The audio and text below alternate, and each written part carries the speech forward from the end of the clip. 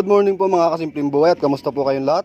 At sa video po na ito ay pipitas po ako ng okra.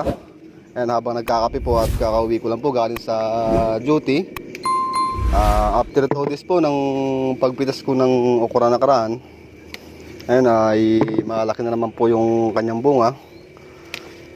Yan po.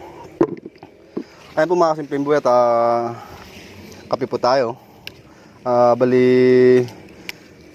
sa sunod po na araw, bukas po pala, bukas mag-apply po ako dito ng abono sa ng okra.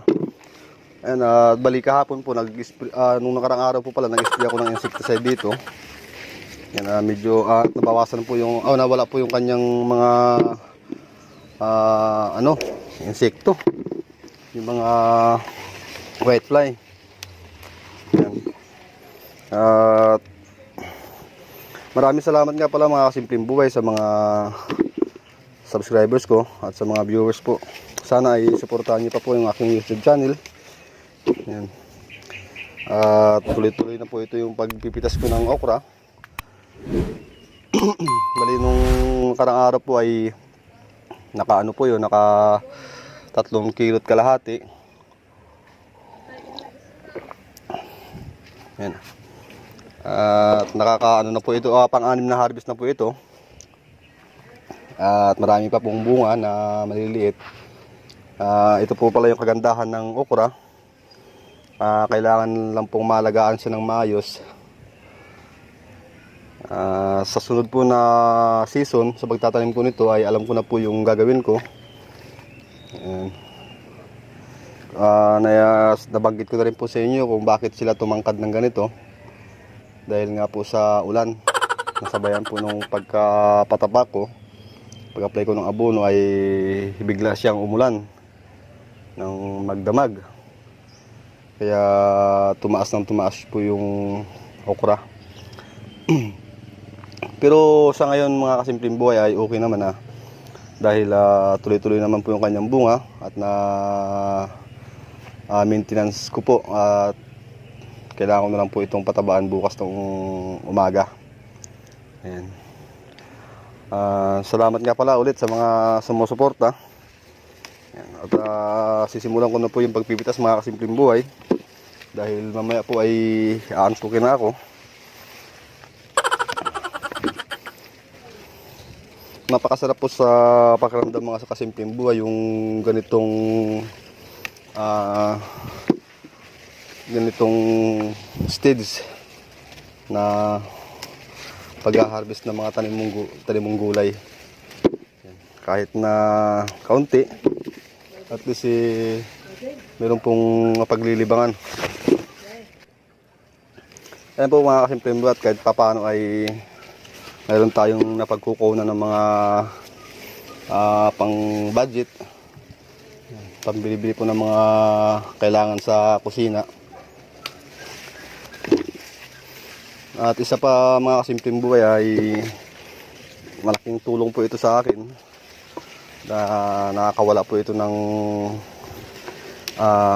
pagod, lalo na kapag nakikita mo yung mga tanim mo na maganda at nakakapag-harvest ka po ng sariwang gulay. Sa sunod po na season mga kasimpleng buhay at paghahandaan ko po yung pagtatanim ng okra. Ito po pala yung okra ay hindi naman po pala talaga ito maano sa patubig, sa pagdidilig pag ganitong ganitong malaki na siya.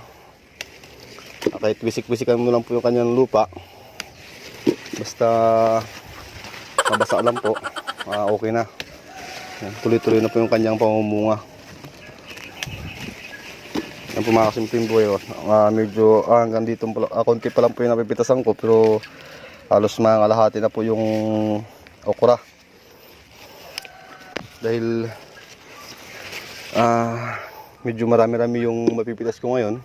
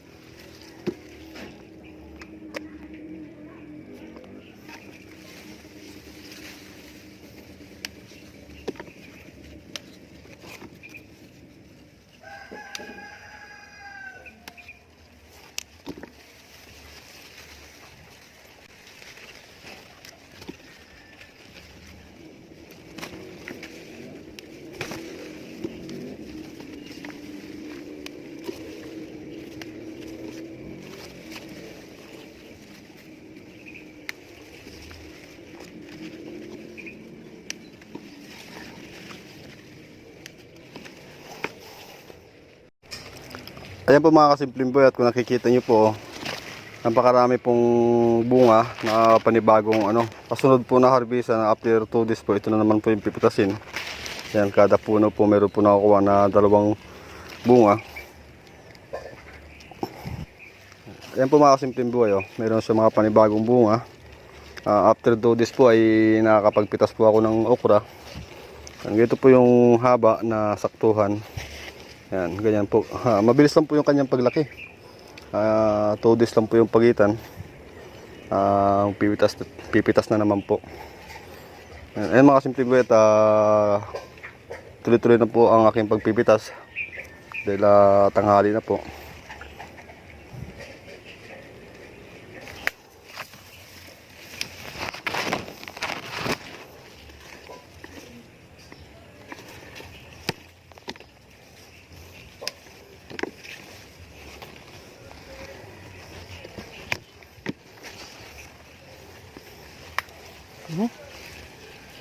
Ang tigas naman.